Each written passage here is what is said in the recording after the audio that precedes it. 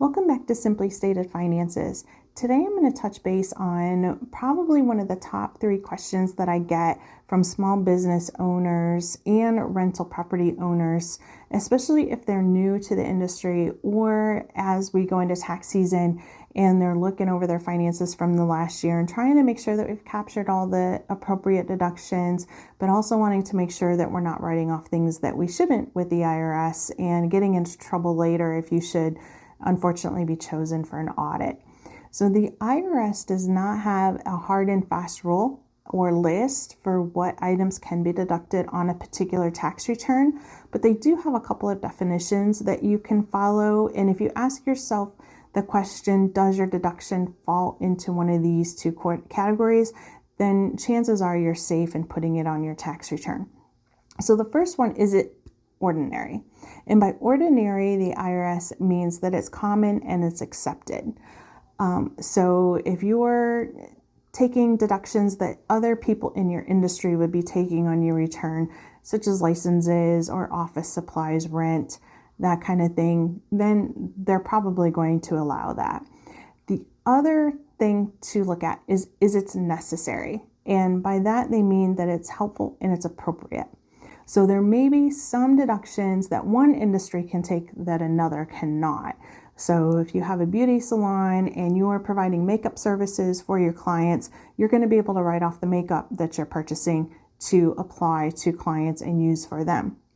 Other industries, if you're buying that makeup for personal use, even if you're on camera, they're not going to allow that they can deem it a personal use thing. So you have to look at both the item itself and how it's being used within the business to see whether or not it can be written off. So some of the most common expenses are, number 1, advertising. This seems obvious, but there's some things that may be overlooked throughout the year. So don't forget about all your social media posts. If you're paying to have things boosted on Facebook or Instagram or paying for ads through Google, those are seen the same way that they would look at billboards or yellow page ads back in the day when everybody was advertising in the yellow pages. So TV ads, all that stuff is legitimate advertising expenses. If you're buying pens or other giveaways that have your name and logo on them, those could also be written off as advertising expenses. So anything that's trying to bring a customer in the door or to increase sales, the IRS sees as a legitimate advertising expense. Also, another thing, if you are giving to a charitable organization and you are getting some kind of promotion in return. So if you're just writing them $200 out of the goodness of your heart and getting nothing in return, that's a charitable contribution. That is not deductible on your business return. However, if you're sponsoring a golf tournament and they put your sign at one of the holes, for instance, and everybody playing that tournament that day is seeing that you help sponsor that tournament, then that's getting your name out there, that's getting you recognition within the community, and generally you can write that off on your taxes as an advertising expense because you are getting value for that in response to writing the check to the organization. This one is very much a gray area. So car and truck expenses. I will do another video on this that goes into this in much more detail because there is a lot to this and this isn't an easy yes or no answer for a lot of businesses. However, there are 2 different ways to write off vehicles in your business. The first is the mileage method. So if you're a small business and you're using your personal vehicle in the business, the best and safest way to get a mileage deduction or to get auto deduction is to use the mileage method. So this is pretty simple to do. Basically, you track all your business miles throughout the year and make sure you have a log for this. So the IRS, if they come in and they see mileage on your return and you get audited, they will ask to see a mileage log that you kept back in time. They don't want you to go home tonight and try to remember what you did 2 years ago and create that mileage log. They want to see that you actually had a mileage log from back in the tax year that's being reviewed to show where you went and when and what the business purpose was to add up to the total miles taken on the return. So, if you're just estimating that you had 500 miles per month, that's not going to pass muster. And the IRS will very easily, and I have seen them do this to taxpayers before, they will just say it's disallowed and you will lose that entire deduction and owe taxes and penalties and interest and everything else. So it can hurt pretty quickly. So make sure that you have documentation and you have a log. There are some apps that you can put on your phone that makes this much easier. So when you get in your car, you can tell the app, hey, this is a business trip. It will keep track via Google Maps or other online mapping systems of where you went, the time, and then at the end of the year, most of those will print out a nice little report for you that you can put in with your tax papers. And then if you ever get audited, you hand that to the IRS. They're going to be happy to see that and probably move right along.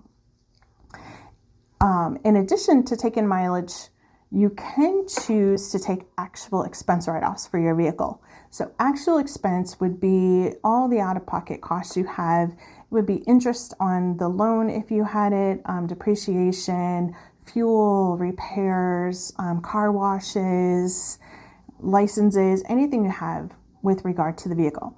Now, that is prorated to the personal versus business usage. So you still need to keep that mileage log to say, hey, here was my actual expenses. If you wrote off 30% of those, you're going to have to be able to show the IRS why you chose 30% to write off and not 100 or some other number. So keep that in mind. The IRS always wants some kind of documentation to show why you took the deductions you did. If you get audited, you're going to have to back that up. So especially if it's a vehicle and they do ask the questions on the return, is this a personal use vehicle that you're using both at home and in the business? And then they're going to know they need to dig a little bit deeper and to figure out how you got to your numbers on your return. So in going back and forth to work is not, you can't take mileage on that. That's considered commuting and that's non-deductible. So if most of your usage of your vehicle is just going to the office the other day, and then occasionally you're going to a client's or you're running business errands, you're safer just taking the mileage deduction than trying to get a huge deduction for auto purposes that's going to be disallowed later. So commuting is not allowed. Travel to and from a client or going to the bank or going to the post office, that would all be legitimate business deductions and business mileage that you could calculate at the end of the year to figure out what your deduction is. Contract labor, this would be anybody that you're giving a 1099 to. So if you have projects that you're outsourcing to others that aren't employees, you can write that off. I will go into more details on 1099s in another video, but if you have contract labor, make sure that you are sending 1099s to those individuals. The IRS can disallow that deduction for that contract labor if they don't see that you give a 1099 to that individual. They're just getting trickier on what they see as tax evasion there if those 1099s aren't sent out. Employee costs. Anything, most things related to having employees can also be written off on your return. So obviously their salaries and wages that you're paying out to them, your portion of the payroll taxes that you are paying in, the FICA, federal and state unemployment, that can all be written off. If you're providing employee benefits to your employees, such as insurance, pension, that sort of thing, those can all be written off as well as direct costs of having employees in your business. Interest on loans. You can also write off interest on the loans that you get if it's a legitimate business loan. So you don't write off the full loan payment every month because that also takes into account the principal, which is written off via other methods, depreciation and that sort of thing. So there's another way to get the write-off for the vehicle that you purchased, but in addition to the depreciation on that, you're going to be able to write off the interest that you paid on that loan, or even if it's just a line of credit that you use for operating expenses, you can write off the loan. The proceeds of the loan are written off when you spend the money on whatever business expenditure that it was. Professional fees, if you're hiring attorneys, consultants, accountants, all of those you can also write off if they provided services for the business And again, they fall into the category that should get a 1099 at the end of the year. So make sure going into January each year that you're sending those out to avoid the wrath of the IRS on the 1099s. Office supplies, kind of self-explanatory. If you're buying stuff at Staples or Office Depot, all of that stuff, your printers, your ink, your paper, all of that stuff can be written off. Postage, you can write off any postage on things that you're sending.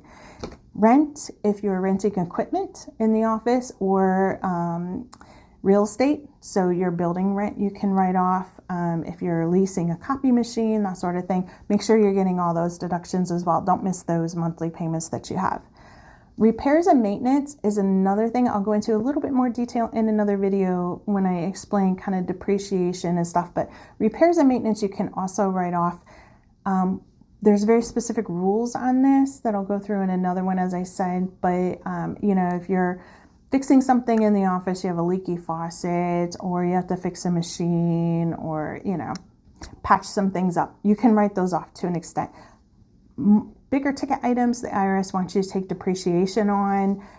If you're putting a new roof on the building, they're going to say, hey, you got to write that off over 39 years. You can't write that all off in 1 year and save a bunch of tax. So there's some more specific rules in there, but if it's just kind of minor repairs, you can write those off on the tax return. Taxes and licenses.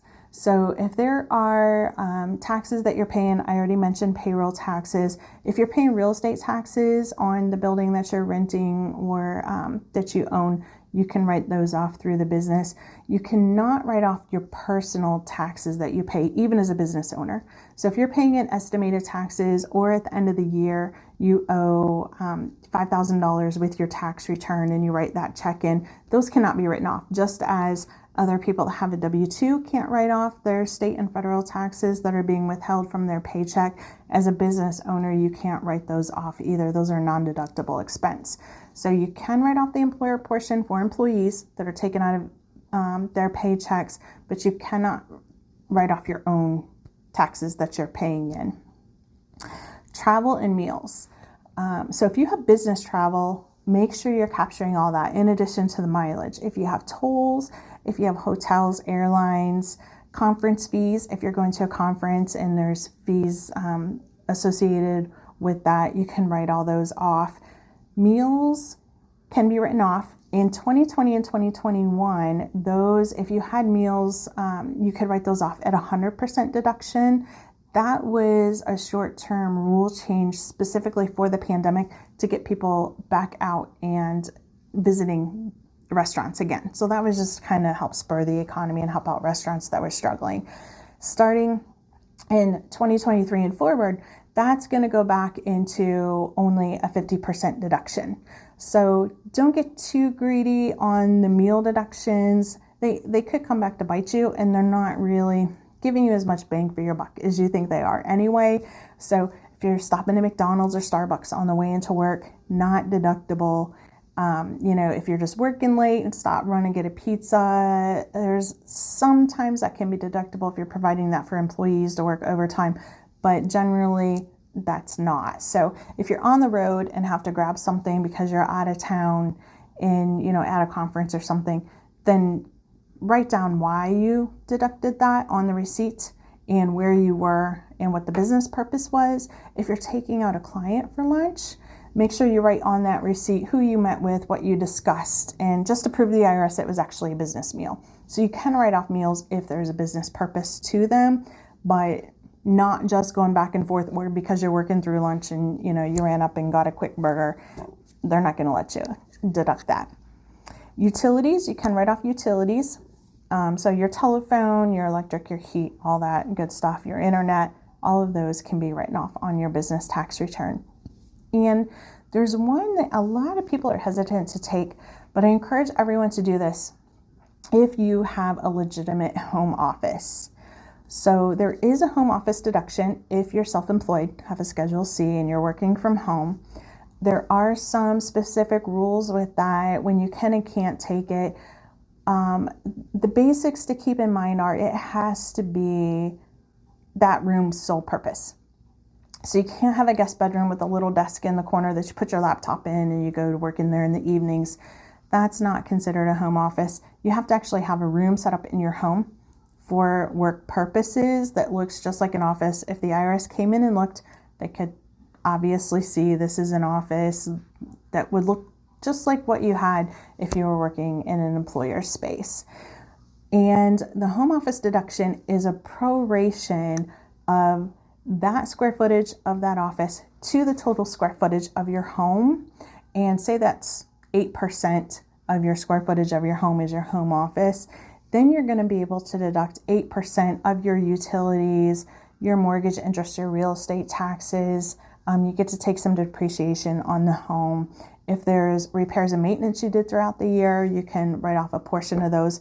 But realize it's a small portion. So this isn't something that's probably going to make or break your tax return, but it is a legitimate deduction that you don't want to miss on your return. So if you have a home office that truly fits the bill, make sure you get those deductions.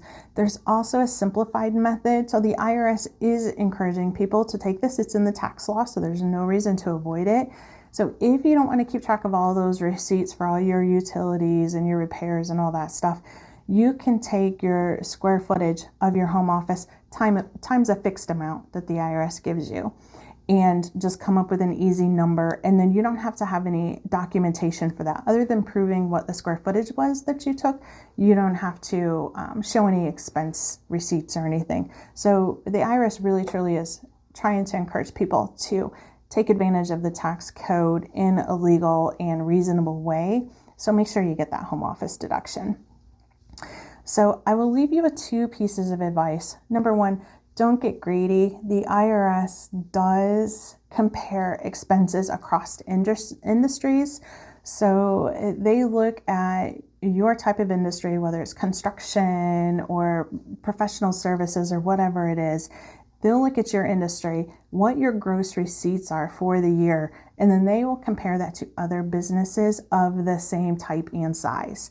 And if they start to see that your travel is through the roof and they don't really see why you would be traveling that much in your industry, that could get you on the audit list faster. The computers are going to flag that and they're going to put you in that maybe we should give them a better look category.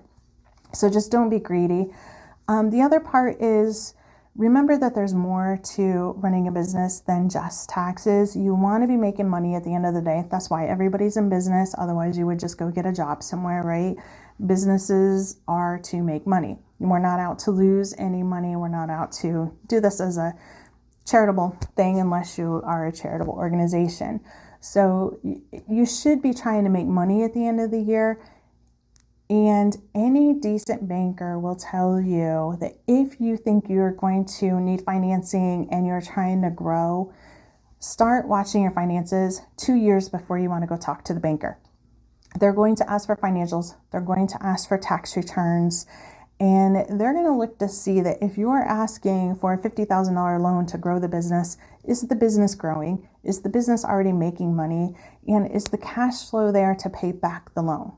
So if you're only focused on your business and trying to save as much tax as you can so you can get your net income down to 0 every year on the tax return, that's not going to look good to the banker when you go in and say, hey, my business is growing, I'm doing great, and I want to grow it more, and I need some cash.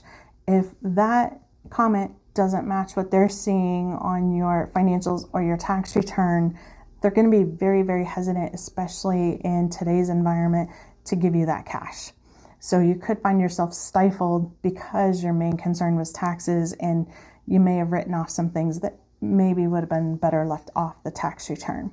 So I hope this was helpful. I hope that everyone has a pleasant tax season, as pleasant as that can be, and that you're growing your business, focused on the bottom line and making money, and making the tax decision the last piece of the puzzle and not the main piece of the puzzle that you're focusing on every day.